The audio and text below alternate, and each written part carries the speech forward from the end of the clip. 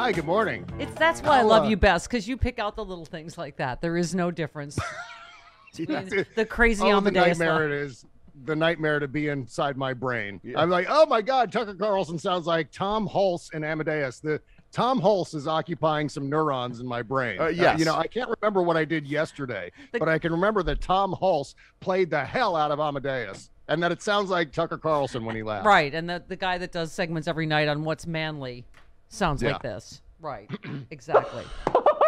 Okay. All right, I can't. I mean, how gelatinous, how impotent, how flaccid do you have to be emasculated by Tucker Carlson the way Ted Cruz was last week? Yes. This little prep school bow tie. See, really? Oh my God. All right. I used the wrong words, Tucker. Please spank me now. Sure thing. Here you go. I'm doing a little bit. Okay. Also, Bob, there's nobody that you think of things that I don't think of. When Lauren Boebert said Rachel Maddow was terrified of debating Madison Cawthorn, and you just said agreeing to debate a rodeo clown is like knowingly sitting down on a whoopee cushion. I just love that analogy. Yeah. It's true. Like, what's going to happen, and you obviously want it to happen. You want to hear it. You want to hear that sound. Exactly. I mean, I would maybe deliberately sit down on it because it's just funny sound. Because it's funny. Yeah. There's nothing not funny about that. And then pretend you're surprised. Oh, what was that? Oh, barking spiders. And then I would laugh like Amadeus. Look what happened. Oh,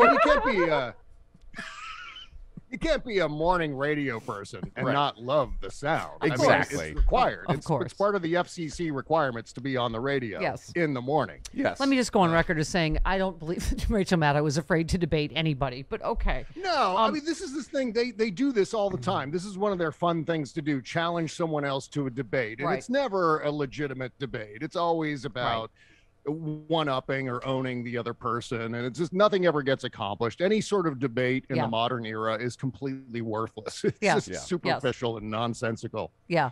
By the way, Helen tweets, Maddow showed formal declarations from Republicans in 5 Biden states claiming to be official electors certifying the vote for Trump. While the format of certificates of ascertainment vary by state, these fake documents were clearly made from one template. Who organized this? And it seems clear Jeffrey Clark knew about it. I mean, Bob, this gets every day. You're like, oh, my God, someone organized this to this degree. There's one template for the, and somebody else on Twitter, Natava, says, if accidentally voting while on probation gets you 5 years in prison in Texas, how many years do you get for forging election documents and submitting them? This is going to be, I think, a much, much bigger story, don't you?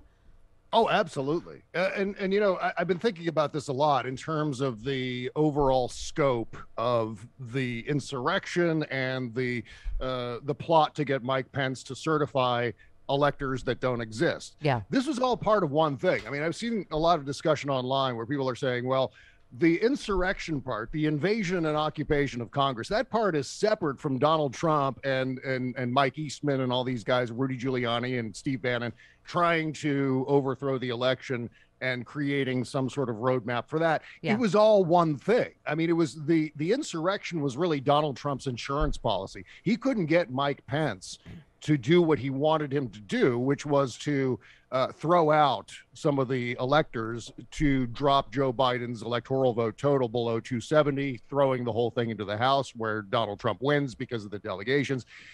When he couldn't get Mike Pence to help him with that, the obvious plan B was to coerce Mike Pence through physical intimidation. And that's what the insurrection was all about. So this loops in a lot of different prongs, but it's all part of the same thing, whether it's forging documents or fake electors or Mike Pence or the invasion. Jeffrey Clark being involved, all the way to the top levels of the DOJ. This was a really interesting tweet this morning, Bob, that I want to get your take on Twitter. Black Knight said, everyone wants to know why the DOJ has been so quiet. Here's an idea. Maybe the DOJ is also investigating the DOJ's involvement in 1-6.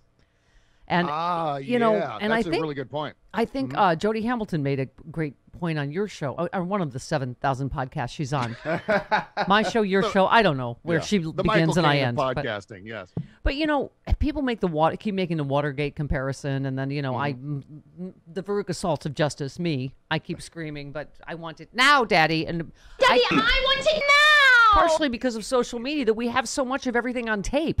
That it's like Watergate was hidden, and the tape finally surfaced, and blah blah blah. Because people are saying that's why even Watergate took this long. I'm like, right, but you didn't have this much available evidence in the open.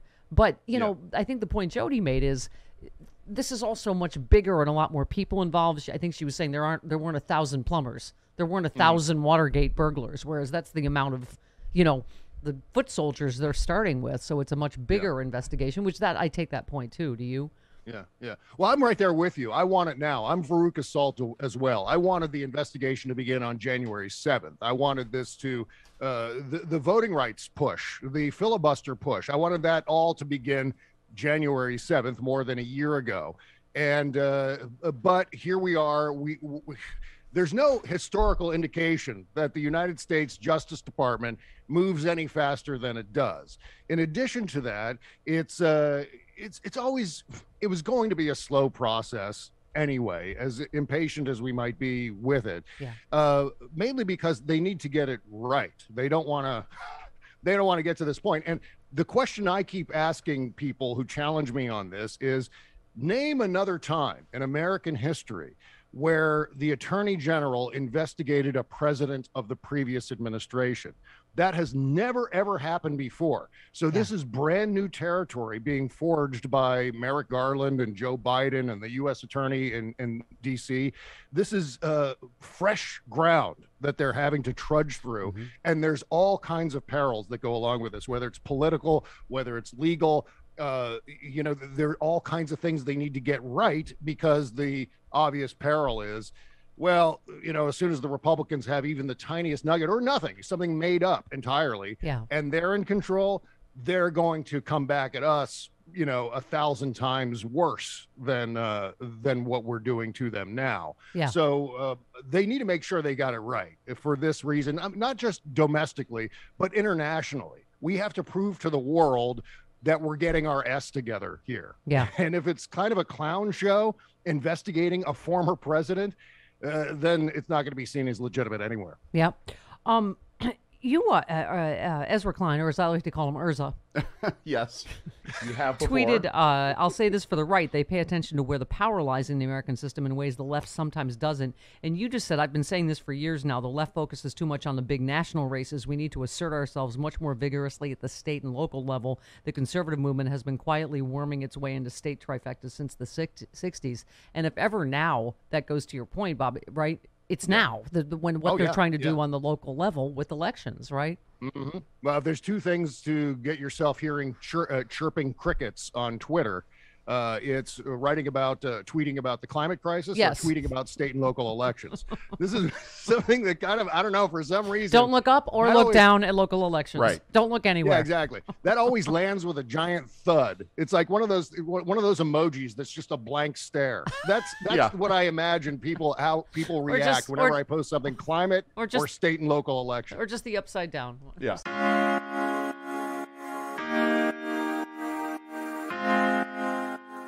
Ask yourself two questions. Is my participation in democracy important only every couple of years? And why does the filibuster still exist? Well, the answers to both are up to you. Democracy is a continuous process, and if you don't voice your priorities, your voice will not be heard. The filibuster, its supporters say it exists to promote debate. It does not. It promotes massive gridlock. Ever since your school days, you were involved in elections where the majority vote prevailed. Why isn't that true of every vote that occurs? Why isn't that true in the U.S. Senate? There, the filibuster rules, and that's why nothing gets done. Let's tell our senators, we want you to discuss the issues, debate them, and then let the majority rule. Please visit letmajorityrule.org to learn more. That's letmajorityrule.org. LetMajorityRule.org is a project of the Marvin Lucas Super PAC, which is responsible for and paid for this ad and is not affiliated with or authorized by any political campaign or candidate or candidates committee.